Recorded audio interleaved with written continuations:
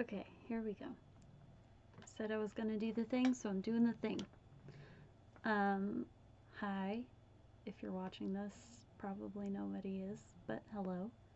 My name is Megan.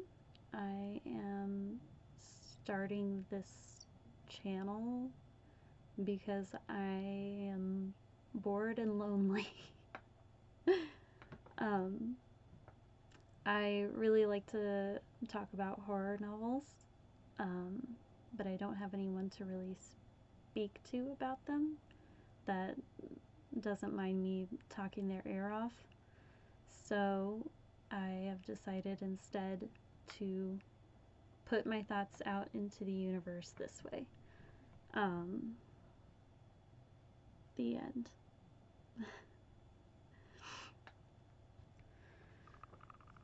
So to get started, I figured I would just list a few of the books that I've read in November.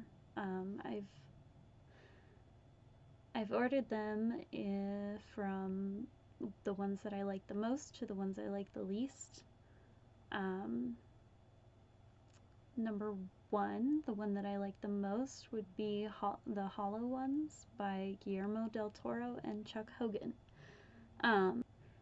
Okay, so it's basically like there's a demon entity thing who's going around from person to person, possessing everybody and just causing the most harm and mayhem that they possibly can because it's like sexually gratifying for them, I think.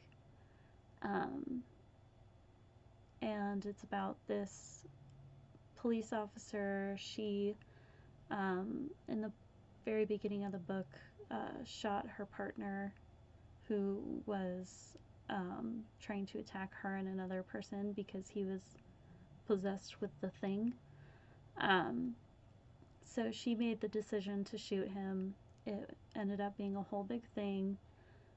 So she was put on desk duty and she wants to investigate what made her partner go crazy. And so she meets some people along the way that kind of help her with that task, and she uncovers like a whole bunch more than she bargained for.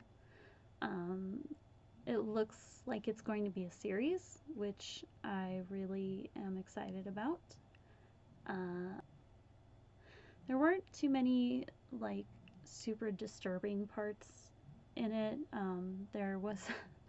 There's this part that sticks with me about uh, if you're not cool with infanticide, then maybe don't listen to this part. But there's this one part that sticks with me where the demon spirit thing possesses a man and takes his child, his little baby, and drops it out of the window from their apartment. And the description is like it sounds and looks like if you were to drop a watermelon. And that has stuck with me, and I've read this like over a month ago. So that's something.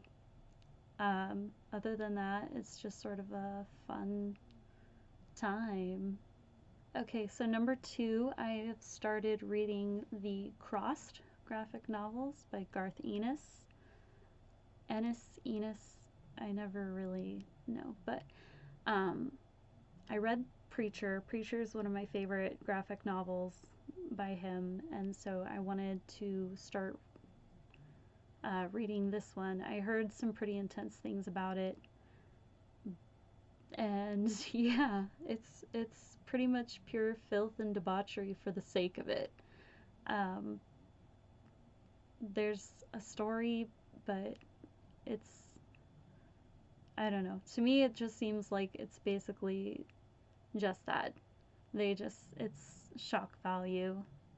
Um, it's a little bit of a, like, it reminds me of the Hollow Ones in the fact that people are being, like, possessed or taken over, and they also want to cause as much harm and mischief and mayhem because it brings them sexual gratification.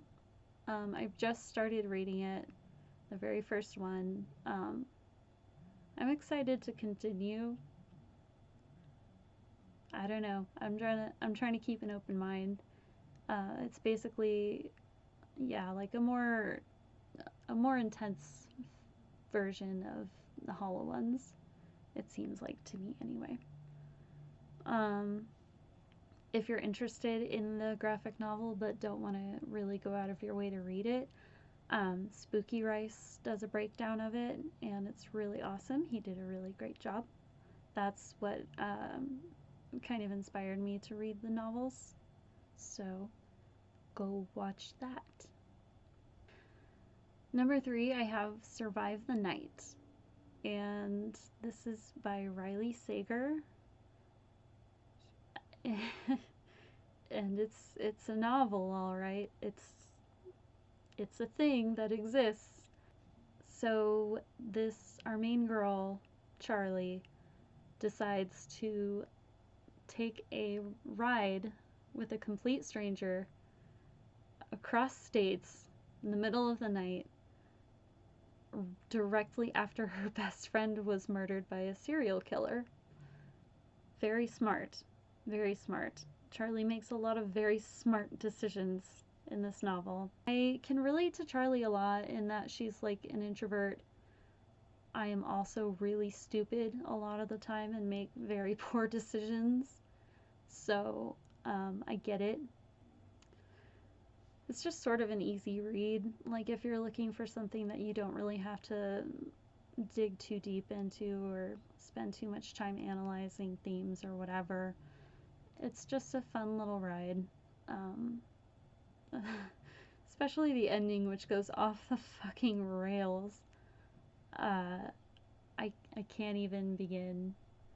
So I won't. You guys will have to read it.